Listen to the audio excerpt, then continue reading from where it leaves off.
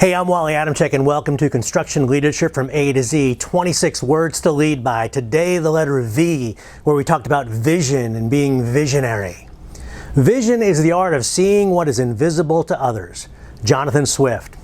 A visionary, a person of unusually keen foresight. The opposite might be myopic, short-sighted, or plodding. Just about any book on leadership will have something on the importance of looking ahead. The problem, however, is that the discussion of vision often gets murky. As I said in my first book, No Yelling, the two basic questions we all want to address with vision are where are we going and why are we going there? Yet they're the ones least frequently answered. When we talk about vision, we simply mean an orientation toward the future. Sure, the idea can be somewhat abstract, as noted by Swift in the opening quote, or it can be much more pragmatic.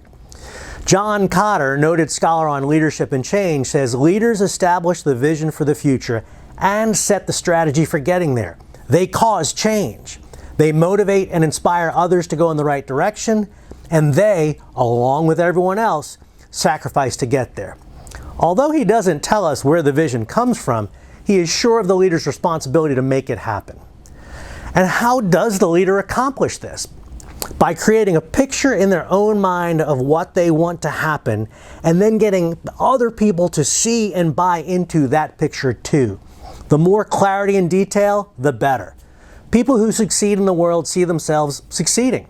Golfers actually see the ball flying to the hole in their mind's eye before they hit the ball. Civil War Navy Admiral David Farragut, when asked if he was prepared for defeat, said, "I certainly am not. Any man who is prepared for defeat is half defeated before he commences." He also uttered these classic words, "Damn the torpedoes, full speed ahead." Clearly, defeat was simply not part of his vision of the future. Not long ago, business pundits talked of strategic planning and the importance of looking 3 to 5 years down the road. However, in the economic meltdown of 2009 and the pandemic of 2020, this thinking was challenged as firms struggled to look 3 to 5 months ahead. Admittedly, many strategic plans took a hit, and even more required a rewrite.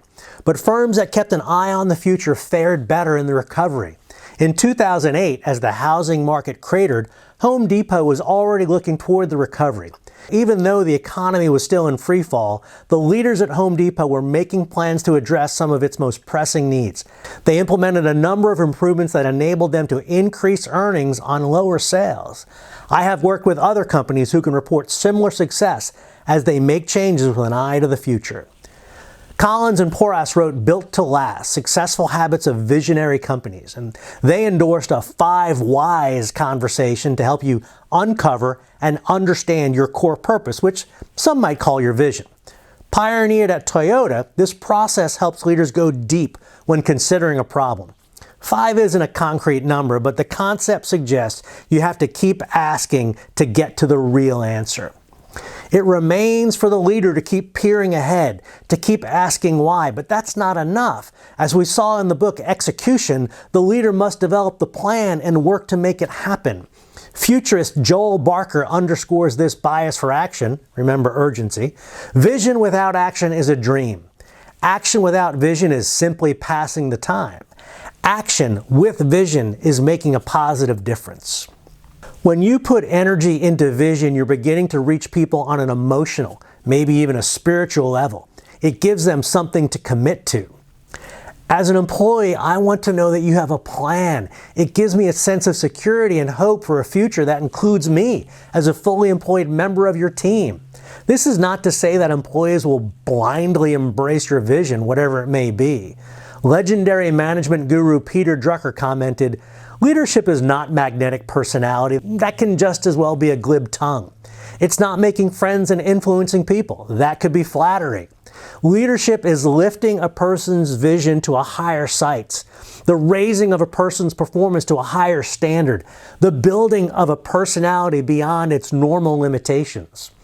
In other words, you need to work to get employees to see the future and accept your concept of it, and then work to achieve it. This is a challenge in an economy where so many workers live paycheck to paycheck.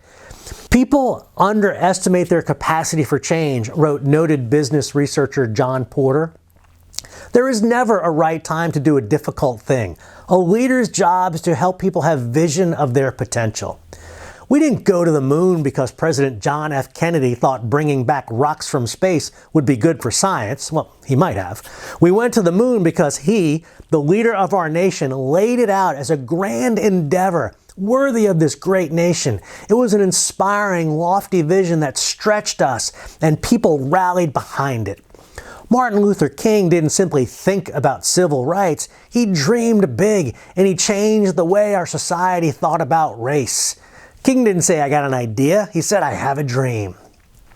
Success does come to those who think about the future. This confirms the power of vision. It's worth the effort to create and sustain because it energizes people and steers them toward their goals.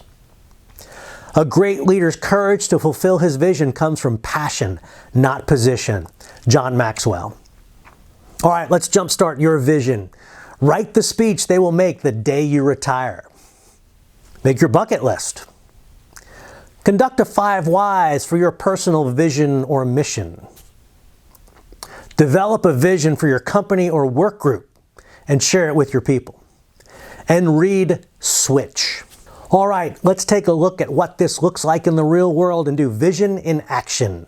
Founded in 1982 as an open shop contractor in Boston, Suffolk Construction has risen to near the top of the ENR list of top 400 contractors.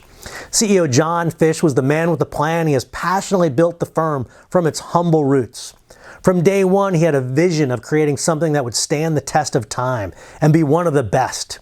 His strong work ethic set a solid foundation for the firm, and he looks for people who are driven to succeed. Early on, he hired marketing and sales professionals to be the face of Suffolk, with his aim to create a national brand. While this may have been an unstated vision in the first decade or two, the vision of Suffolk is now codified. Of course, these are all just words on paper that may not look like much, but when you consider the successful growth Suffolk has enjoyed over the years, it's easy to see that the vision of John Fish has been a driving force. In fact, Fish isn't content to be a successful contractor. He wants Suffolk to be known as one of the country's great corporations. All right, let's do a little A to Z application for you and vision. On a scale of 1 to 10, how do you rate on vision? Do you have a personal mission or vision that you refer to on a regular basis? List someone you know who exemplifies this trait. And why did you select them?